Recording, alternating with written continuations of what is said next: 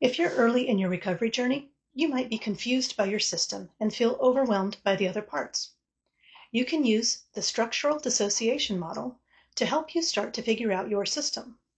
The Structural Dissociation Model is one of the best ways we can explain and understand DID. I plan to talk about this model at some point in the future, but right now I want to focus on how it can help you better understand your system. In this model, all alters or parts belong in one of two categories. By sorting your alters into these two categories, you can begin to have more understanding of your system and its structure.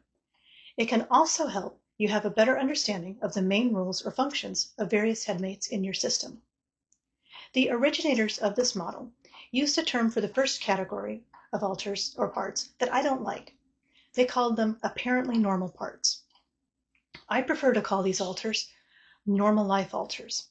That's because these are the alters who are tasked with handling everyday life. They are the ones that get the kids to school, do the grocery shopping, go to work, and so forth. A host alter is most likely a normal life alter. The other category of alters are called EPs. This is short for emotional parts. These alters tend to be focused on defenses, and these defenses have a huge emotional component. For example, a fight part that defends the system through fighting is often angry.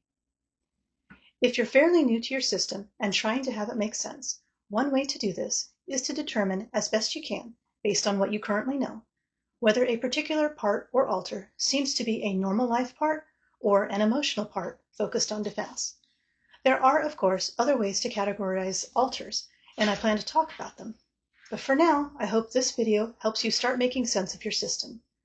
Leave a comment and let me know if this was helpful.